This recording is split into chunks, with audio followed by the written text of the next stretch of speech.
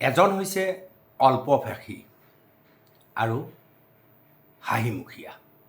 এফালে কৃষিভূমি সংকোচন হৈছে, আনফালে বানপানী গৰাখহনীয়াই স্বাধীনতাৰ পিছৰ পৰা ৭৫ বছৰত প্ৰায় ৩১.০৬ লাখ হেক্টৰ মাটি নৈৰ বুকুত কাঢ়ি লৈ গৈছে। তাৰ লগে লগে আমাৰ যিসমূহ কৃষিভূমি আছে, এই কৃষিভূমিসমূহ অনা কৃষিৰ কামত ব্যৱহাৰ কৰিবৰ কাৰণেও চৰকাৰে ইতিমধ্যে সুযোগ দিছে, বা ইতিমধ্যে কৃষিভূমি অনা কৃষি কামত ব্যৱহৃত নকৰিবৰ কাৰণে যিবোৰ আইন আছিলে, চৰকাৰে নিজৰ ইচ্ছামতে নিজৰ স্বাৰ্থত এইবোৰ নাইকিয়া কৰি কৃষিভূমি এতিয়া অনা কৃষিৰ কামত বিক্ৰী কৰিব পাৰিব, ব্যৱহাৰ কৰিব পাৰিব, উদ্যোগ কৰিব পাৰিব। ইতিমধ্যে আইন সংশোধন কৰিলে, এই কথা আপোনালোকে জানে। আনজন হৈছে উগ্ৰভাষী, মই বহুবল্কী বুলি নকওঁ, উগ্ৰভাষী আৰু চাৰিওফালে ভ্ৰমণ কৰি থকা। কংগ্ৰেছৰ যি এতিয়াৰ যিটো অৱস্থান দেখিছোঁ, তেওঁলোকে যিটো দুধুৰ মুধুৰ অৱস্থান, তেওঁলোকে যিটো বডি লেংগুৱেজত তেওঁলোকৰ যিটো অহংকাৰ দেখিছোঁ, তেওঁলোকৰ যিটো কি ক'ম মানে এতিয়ালৈকে সকলোকে মিলোৱাৰ লক্ষণ আমি দেখা নাই, সেইটো তেওঁলোকে ত্যাগ কৰিব লাগিব, জাতীয় স্বাৰ্থত ত্যাগ কৰিব লাগিব। যে এই মুহূৰ্তলৈকে কংগ্ৰেছ দলে বিৰোধী ৰাজনৈতিক দলবিলাকৰ লগত একলগ হ'ম বুলি ভবা নাই, কিন্তু আমি দেখিছোঁ যে গৌৰৱ গগৈ বা কংগ্ৰেছে এলায়েন্সটোৰ পক্ষত অৱস্থান লোৱা নাই। হয়, মই লুৰিণজ্যোতি গগৈ আৰু অখিল গগৈৰ কথা কৈছোঁ। লুৰিণজ্যোতি গগৈ অল্পভাষী, ওঠত এটা মৃদু হাঁহি লৈ থাকে, কথাবোৰ কওঁতে কিছু সাৱধান। আপুনি এই উচ্ছেদৰ প্ৰসংগটোতে চাওক, লুৰিণজ্যোতি গগৈয়ে অকণমান নিজক নিয়ন্ত্ৰণ কৰি এই প্ৰসংগটো উল্লেখ কৰিছে। কাৰণ লুৰিণজ্যোতি গগৈ জানে তেওঁ যি সমষ্টিত নিৰ্বাচন খেলিব তাত খিলঞ্জীয়াৰহে প্ৰাধান্য আছে, আৰু খিলঞ্জীয়াই সামগ্ৰিকভাৱে উচ্ছেদৰ সপক্ষে আছে। এই কথা নিৰ্মোহভাৱে সত্য। গতিকে লুৰিণজ্যোতি গগৈয়ে বহুত বেছি এই উচ্ছেদৰ প্ৰসংগত কথা কোৱা নাই, কিছু পৰিমাণে কৈছে, চৰকাৰক সমালোচনা কৰিছে। এনেকুৱা নহয় যে চৰকাৰক সমালোচনা নকৰে, লুৰিণজ্যোতি গগৈয়ে কৰে, কিন্তু চকুৱে মুখে সাংঘাতিক উগ্ৰতা প্ৰকাশ নাপায়।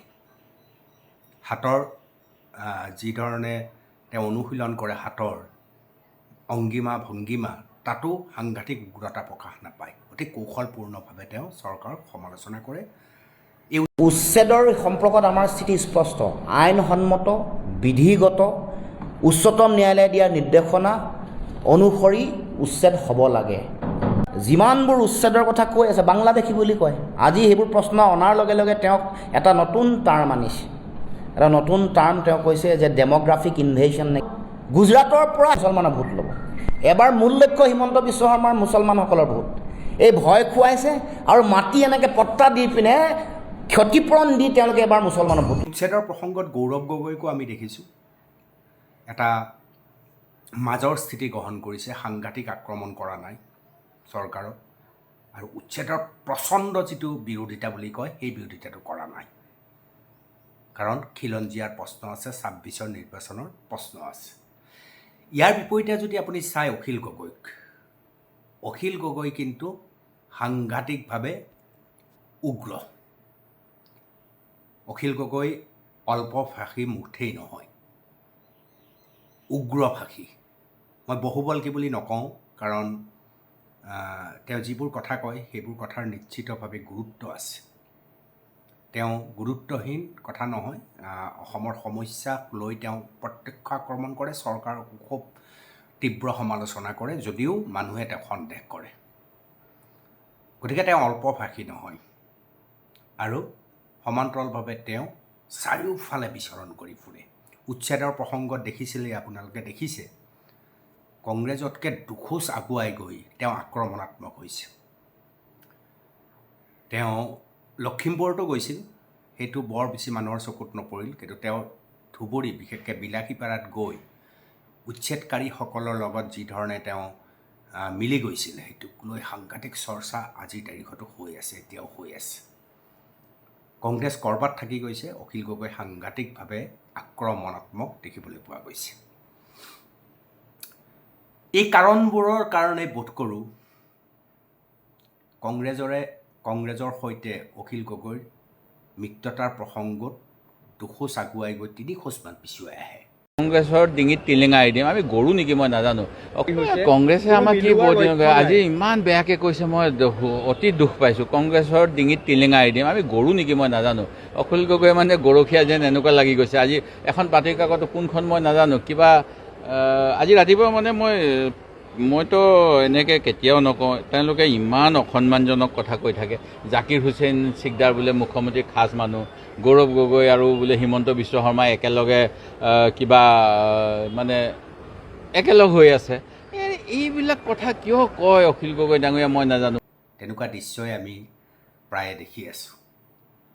ইয়াৰ বিপৰীতে নিৰ্বাচনলৈ এতিয়াও 7-8 মাহ বাকী থকা অৱস্থাতে কংগ্ৰেছৰ শিবিৰৰ পৰাই মুকলিভাৱে ক'ব পৰা পৰিস্থিতি হৈছে যে খোৱাং সমষ্টিটো আমি লুৰিণজ্যোতি গগৈক দি দিম। এইটো চূড়ান্ত নহয়, কিন্তু হোৱা চৰ্চাৰ বিষয়ে মই কৈছোঁ যে খোৱাং কংগ্ৰেছে এৰি দিব। কাক এৰি দিব? লুৰিণজ্যোতি গগৈক এৰি দিব। কাৰণ লুৰিণজ্যোতি গগৈ অকণমান সমিলমিলৰ ভাৱত চলে। কংগ্ৰেছকো তেওঁ আক্ৰমণ কৰা মই দেখাই নাই। বিৰোধী শিবিৰ হিচাপে যিবিলাক বিষয় ৰাইজৰ বিষয়, সেইবিলাক বিষয়ত মাত মতা দেখিবলৈ পোৱা যায়। সেইবিলাক বিষয়ত মাত মাতে, কিন্তু মাতবিলাক অকণমান কোমল, সাংঘাতিক আক্ৰমণাত্মক নহয়। কথা অলপ কমকৈ কয় লুৰিণে, আৰু সমালোচনা কৰে, কঠোৰেই সমালোচনা কৰে, কিন্তু সেই সমালোচনাত সাংঘাতিক উগ্ৰতা দেখিবলৈ পোৱা নাযায়। এই অল্প ভাষীৰ বাবেই আৰু অকণমান ধৈৰ্যশীল বাবেই চাগে কংগ্ৰেছৰ সৈতে জাতীয় পৰিষদৰ সমিলমিল হৈছে।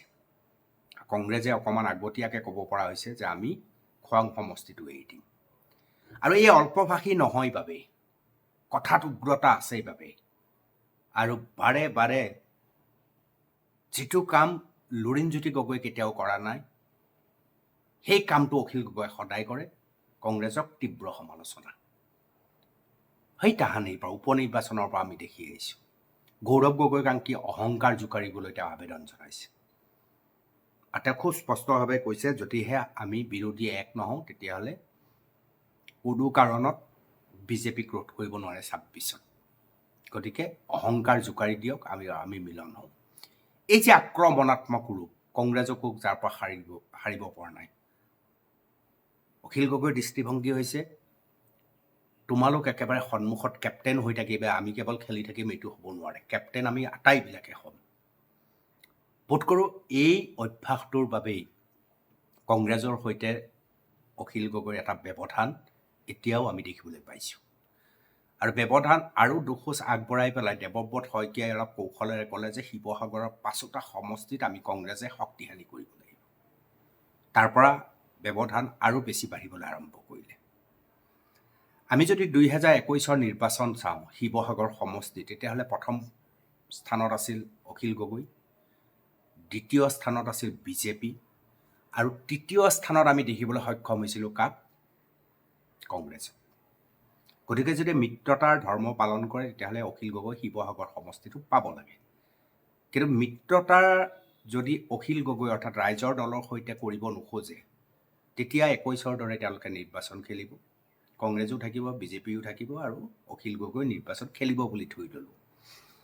কংগ্ৰেছে এটা অংক কৰিছে, মৰিয়নি সমষ্টিত অখিল গগৈক প্ৰক্ষেপ কৰা হ'ব। ৰাজনৈতিক চৰ্চা চলি আছে। কিন্তু অখিল গগৈ যাবনে নাই? মৰিয়নি অখিল গগৈৰ বাবে কিমান বেছি গ্ৰহণযোগ্য হ'ব? সমষ্টিৰ পুনৰ নিৰ্ধাৰণৰ পিছত সেই সমষ্টিটোত ৰূপজ্যোতি কৰ্মীৰ আধিপত্য কিমান আছে, সিও এটা চৰ্চাৰ বিষয়। ৰূপজ্যোতি কৰ্মীক অখিল গগৈয়ে বলে পাৰিবনে নাই, সিও এটা প্ৰাসংগিক কথা। গতিকে যাবনে নাযায়, সেই কথাটো আমাতকৈ বেছি ভালকৈ অখিল গগৈয়ে ক'ব পাৰিব, সময়ে ক'ব।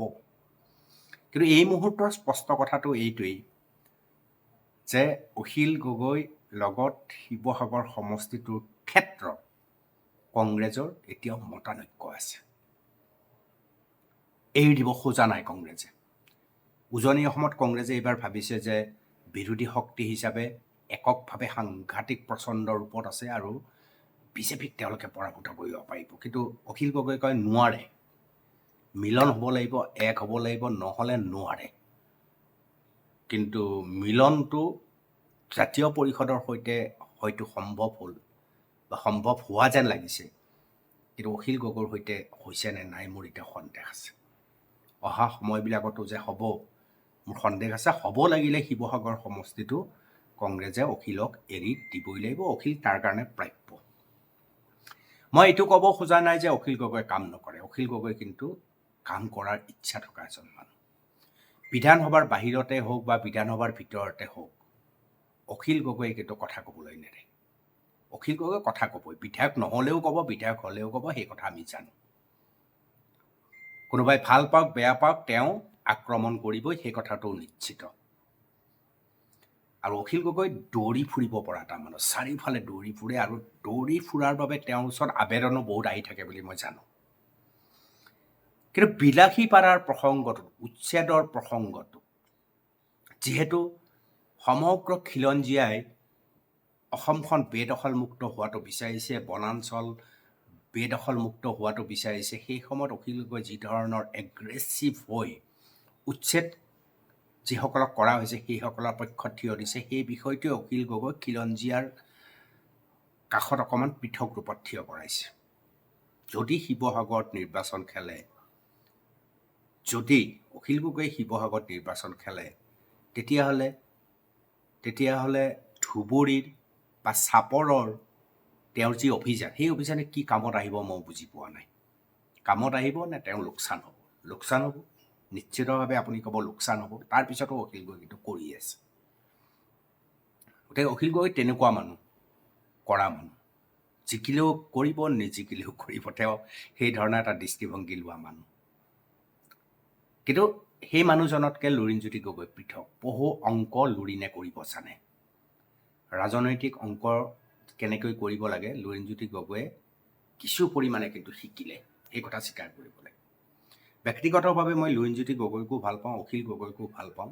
লুৰিণজ্যোতি গগৈৰ ব্যৱহাৰত মই সদায় মুগ্ধ হওঁ। XYZ যোনেই ফোন নকৰক কিয়, লুৰিণজ্যোতি গগৈয়ে ফোনটো ধৰিব, কথা ক'ব, ধুনীয়াকৈ পাতিব, আপোনাৰ লগত কামটো কৰিব পাৰিছে নে নাই বেলেগ কথা, কিন্তু তেওঁ কথাখিনি অন্ততঃ শুনিবলৈ চেষ্টা কৰে। বহুতে অভিযোগ কৰে যে অখিল গগৈক ফোনতেই পোৱা টান, কয় বহুতে। কিন্তু অখিলো দৌৰি ফুৰে, এইটো সঁচা কথা। অখিল গগৈও কাম কৰাৰ প্ৰতি এটা আগ্ৰহ আছে, গ্ৰহণযোগ্যতা অখিল গগৈৰ নাই বুলি আপুনি ক'ব নোৱাৰে। কিন্তু উচ্ছেদৰ এই প্ৰসংগটোৱে অখিল গগৈক লাভান্বিত কৰিছে নে লোকচান কৰিছে, সেয়া 26ত গম পোৱা যাব।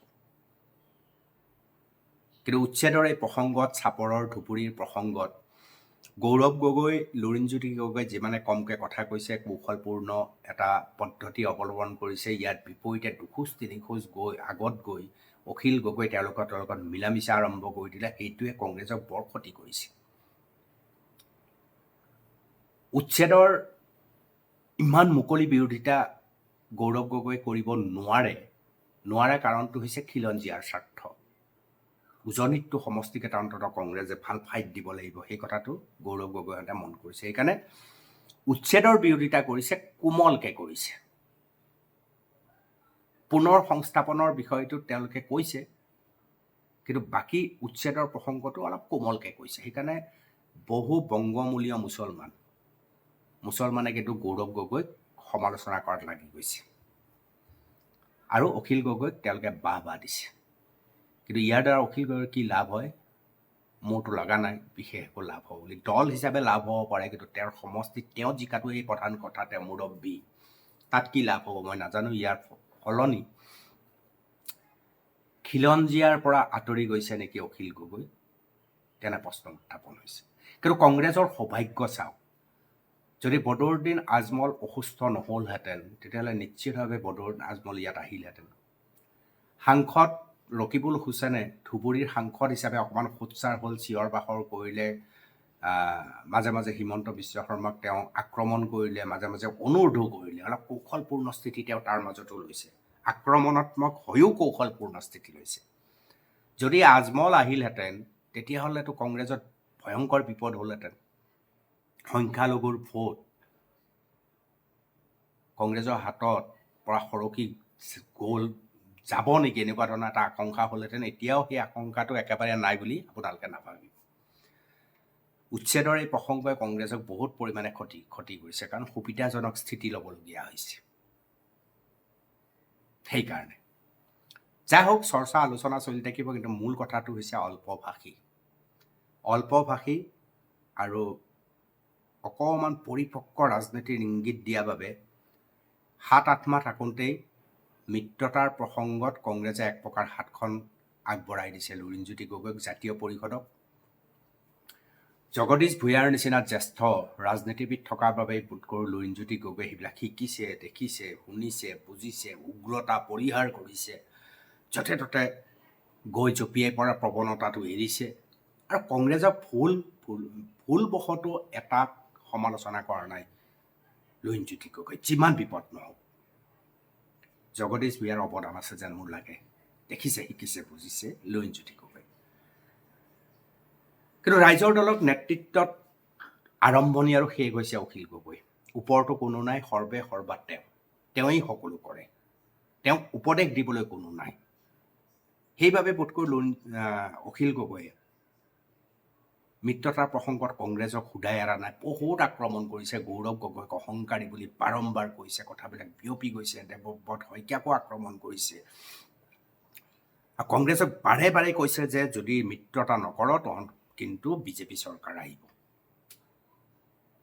তাৰ মাজত যদি মিত্ৰতা হয় আৰু যদি অখিল গগৈয়ে শিৱসাগৰ সমষ্টিটো পায় তেতিয়া এটা পৃথক কথা পাবনে মোৰ কিন্তু সন্দেহ আছে কিন্তু এই কথা সত্য অল্পভাষী মৃদুভাষী ওঠত এটা হাঁহি আৰু চাই চিতি কথা কোৱা কাৰণ অসমীয়াত আছে কথাতে বতা পায় কথাতে কটা যায় সেইটো লুৰিণজ্যোতি গগৈৰ সেইটো গুণ আছে অখিল গগৈৰ সেই ক্ষেত্ৰত অকণমান পিছপৰা যাৰ কাৰণে অখিল গগৈ বাৰে বাৰে বিতৰ্কত আহিছে মিত্ৰতাৰ প্ৰসংগটো লুৰিণজ্যোতি গগৈ খোৱাং পোৱাৰ সম্ভাৱনা বঢ়াৰ বিপৰীতে শিৱসাগৰ